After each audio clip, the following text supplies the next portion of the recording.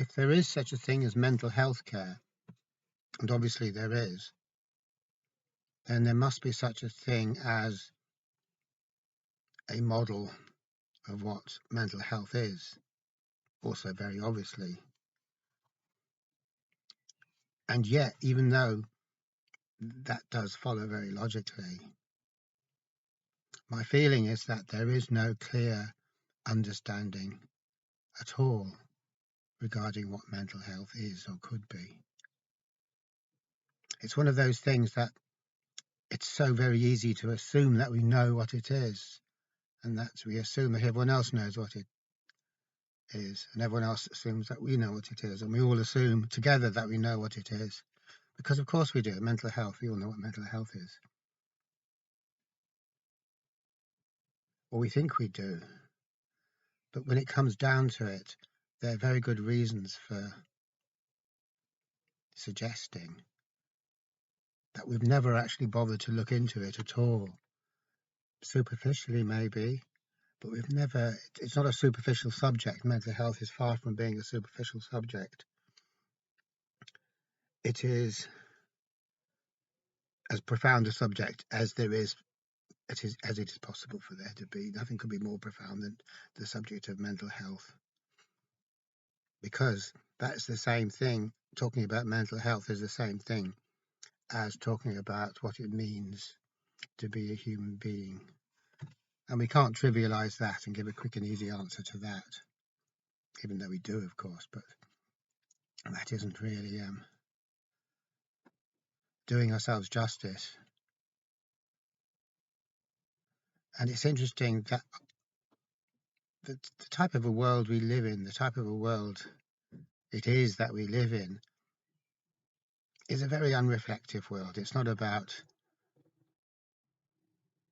looking deeply into this question about what it means to be a human being.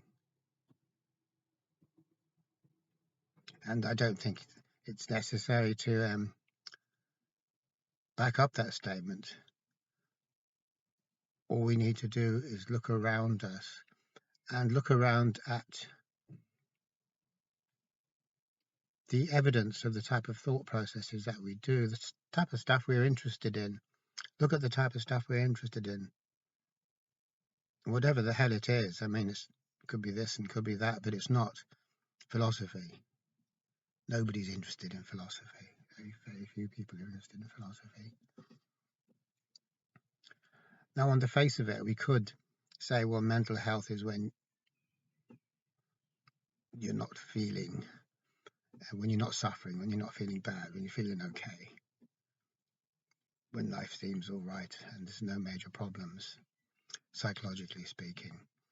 And that's equivalent to defining physical health in terms of the absence of disease or sickness or injury. But we don't define physical health in that way. If we look at how the World Health Organization defines physical health, it's we've moved on an awful long way from just looking at it in such simplistic terms. I could be sitting here, I could be completely free of disease and illness and injury, and yet not be healthy. And I could be sitting here completely free from any mental anguish or angst or mental perplexity, and be very, very far from being mentally healthy. I could be a total zombie. That's not very mentally healthy. In fact, if I was free from all the angst associated with existence, or associated with the conundrum of actually being here and being faced with what it means to be alive, then I would be a zombie.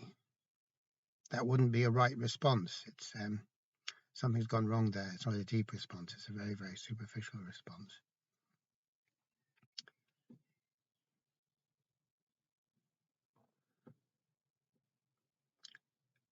And it's not necessary for us to come out with some definitive version of mental health and say, well, look, this is mental health.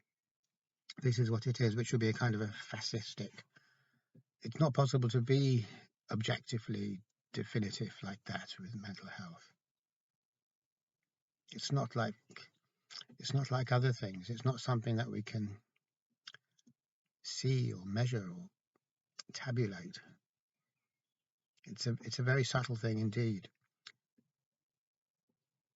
But what we can do, what is a useful thing to do, is look at what I would say that the two possible ways of looking at mental health, without particularly having to say, well, this is the right one or that's the right one, but just to look at the two possible ways of mental health. And having those two contradictory paradigms is enough to give us some perspective. And we can think about it then. We can look at it. We can investigate it in an interesting way, in a way that befits the subject as being a very interesting subject. We can go into it that way. It's not that we're looking for quick and easy answers or anything like that. So the two possible ways of looking at mental health are the equilibrium-based way and the non-equilibrium way. And the equilibrium-based model of mental health you could also call a machine model, because it's modeling the mind or the person as a machine. And that makes it very, very easy to talk about what mental health is, because machines have very, very strict parameters as to what constitutes correct functioning and what constitutes incorrect functioning or lack of functioning. So when we look at the machine model, all of that becomes very, very straightforward. Now, we could say that the machine model can be applied pretty well to the body, because the body is a machine of sorts. It's kind of a wet machine, a protoplasmic machine, but a machine. And in certain ways, we certainly can measure parameters of health in that way. But as I was suggesting earlier, this doesn't totally fit, even for physical health, because even though the body is a machine, it still has non-machine-like processes in it. It's not totally predictable or totally understandable. And we probably wouldn't have thought that 50, 60 years ago, but with the understanding of systems that do work out of equilibrium, we now realize that a lot of what goes on in the body, a lot of the processes that go on in the body are processes that exist not in a machine-like way where one cog works on another cog, which in turn works on another one. But a lot of the processes that happen in life happen on the very edge of chaos, which is one phrase that's been coined. They're not totally chaotic, because that wouldn't be good for us, but they're on the edge of chaos. They have this fluidity which is not possible when everything is locked into the mechanistic mode, where there's obviously no flexibility because cogs aren't flexible. Rules aren't flexible, but on the edge of chaos, everything isn't governed by rules. And that's what allows complex processes to occur. Situations where there is this huge amount of flexibility that is not restricted by rules, because rules can never be flexible. But we don't really need to go into the body too much at this stage. But talking about the mind, we're talking about the person, because it's really the person we're talking about, not the mind. We can say that this is not something that we come right out with and say our paradigm is the mechanistic, we are looking at a human being as a machine. We're not going to come out and say that, because it's too obviously life-denying. It's too obviously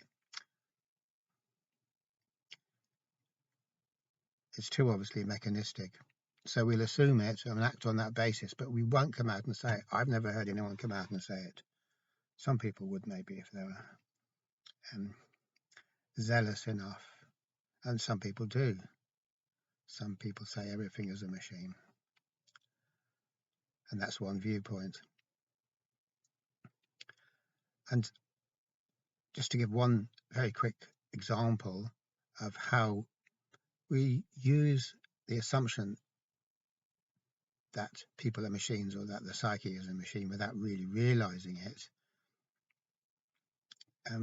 We can talk about this idea of emotional regulation. Emotional regulation is a funny thing. Like, I don't remember hearing about it at all, say, maybe 10, 15 years ago. Before that, no one used to go on about emotional regulation.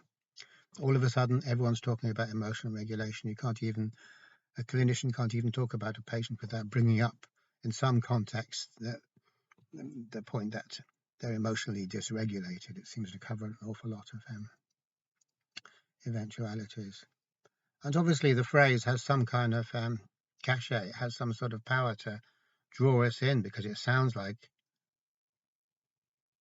it means something. It sounds like by using it, we're indicating that we have some good understanding of what's going on there.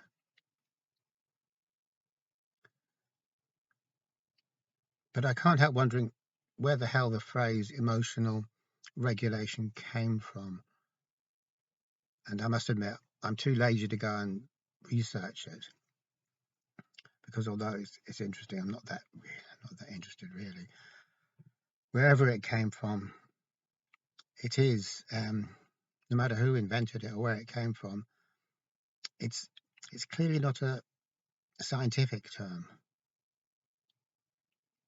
Because if it was a scientific term, the term would have to be presented within the context of an overall theory, a coherent theory, not just some approach that happens to be fashionable at the time.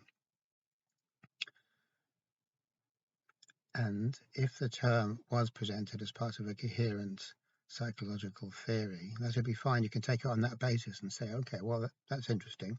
In the context of this theory, that makes sense. But instead, all we just get is this buzzword thrown about the hell of a lot, and we all have to pretend that we know what it means and that we don't want to question it. Well, I feel that I don't want to question it, because then people will look at me and say, what are you, stupid? You don't understand about emotional regulation. So no one really wants to do that. But I don't understand about emotional regulation. I don't understand it about it at all. It baffles me. What the hell is emotional regulation? For God's sake, what is emotional regulation? How do you even put those two words together? How do you regulate emotions? Who came up with that? Who thought of that? And we don't really know, or maybe we do, but I don't know.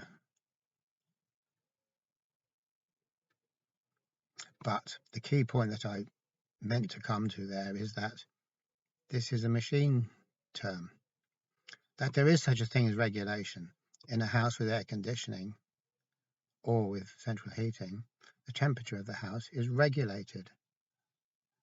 It's a simple homeostatic cybernetic system. If it gets too hot, you switch off. If it gets too cold, you switch off. Everything is kept within narrow parameters. A very simple idea to understand. And I'm not going to argue about the fact that central heating operates on the basis of mechanical regulation. Sure it does. There's sensors that detect when it gets too hot, and they'll turn the heating off, and there's also sensors that will detect when it gets too cold. I can understand that. I can go along with that quite happily. But what we're assuming here is that to be a person and have emotions is the same as some simple mechanical system like central heating. And that's a big assumption. And there's nothing wrong with making big assumptions if we address it and acknowledge it and say, okay, guys, now I'm making a big assumption here, but just for the hell of it, let's make that big assumption and see where that goes. That's absolutely fine. That's a great thing to do. What isn't a great thing to do is make a big assumption and nobody ever acknowledges it.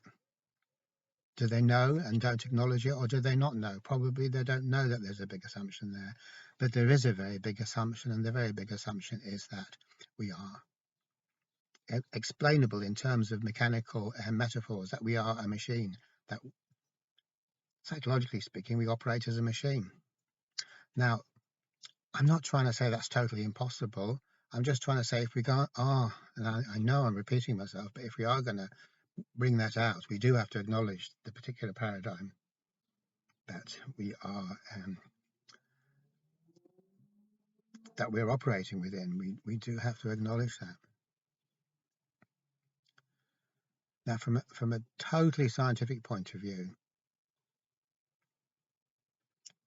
it definitely is the case that not everything we understand, the way we understand things at the moment is that not everything is a machine. So they are machines, and we can talk about a machine by saying it's something that's capable of being exhaustively defined in all its parameters and all its functioning, and what the input is and what the output is.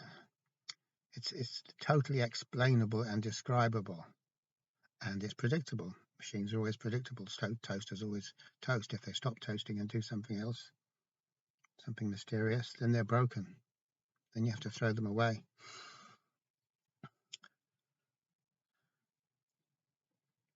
But we do know that there is something which we could call non-machine-like processes. And no scientist is going to disagree with this, because one of the most fascinating things about discovering how things work is the discovery of how processes suddenly break through into another dynamical regime and work in a different way without anyone telling the system to do that. So what we're really talking about is emergence, which Stuart Kaufman calls order for free. We don't have to program the system. In fact, the system reaches a certain point where all the old rules become redundant, and the system then passes into a state of chaos, and then re-emerges with under a different dynamical regime, a more different rules, and we didn't program it. The order that is implicit in this new dynamical regime is on tap somewhere, and it just comes into play. And the reason it's able to come into play is through flexibility. And what allows this flexibility is this business of processes operating on the edge of chaos. So you've got order on one side where everything is predictable, and you've got chaos on the other side where nothing is predictable, which is a real thing. Chaos is a real thing. It's a real thing in its own right. We may not like it. The mathematician Rudy Rucker makes the point that we've never liked it, and the classical ancient Greeks hated it a lot. They called it Apeiron, which was a dirty word. It's a scummy kind of a thing, and they hated the very notion of chaos and didn't believe that it could be an essential part of the way things are. It's like hating irregular numbers, or numbers that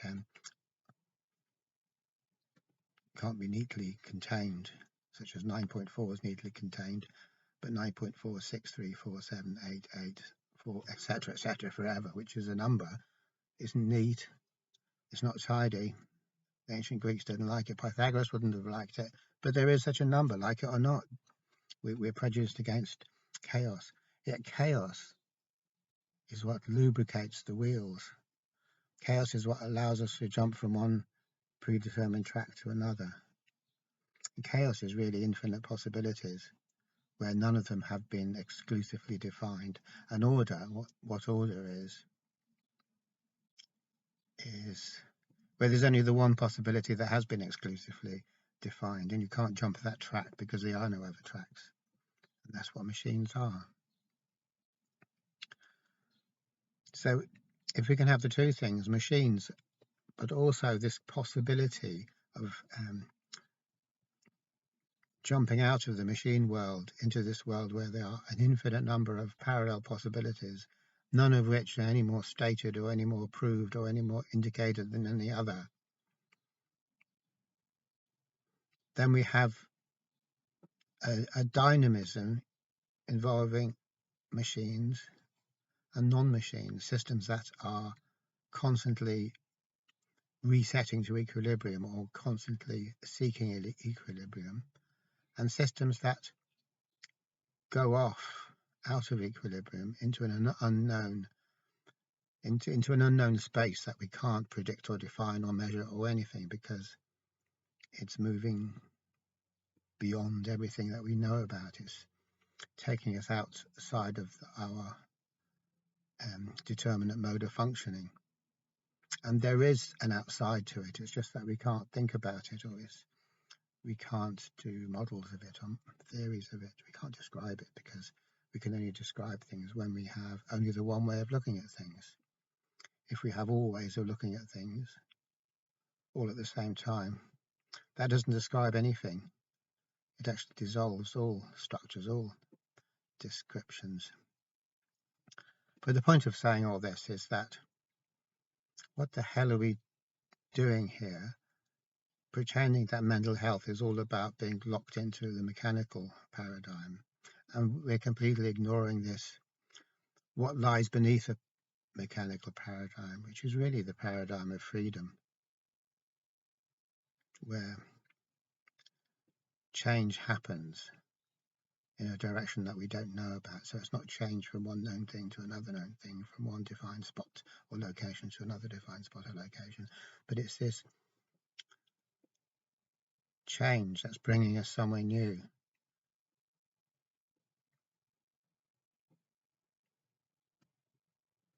Now, if we're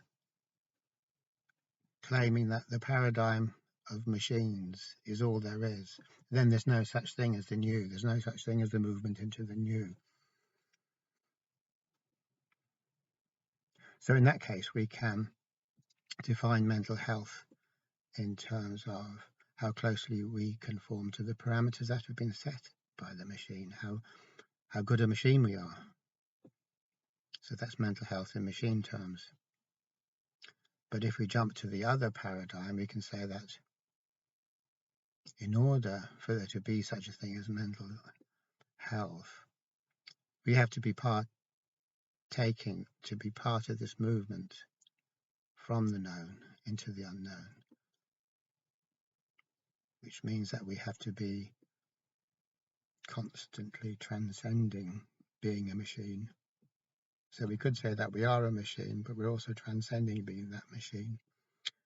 We're going beyond what it means to be that machine, and that means we're letting go of our robot personality, our mind-created idea of ourselves, which is a machine, which is totally within the realm of the known, and will always repeat itself and never will have any interest in anything new.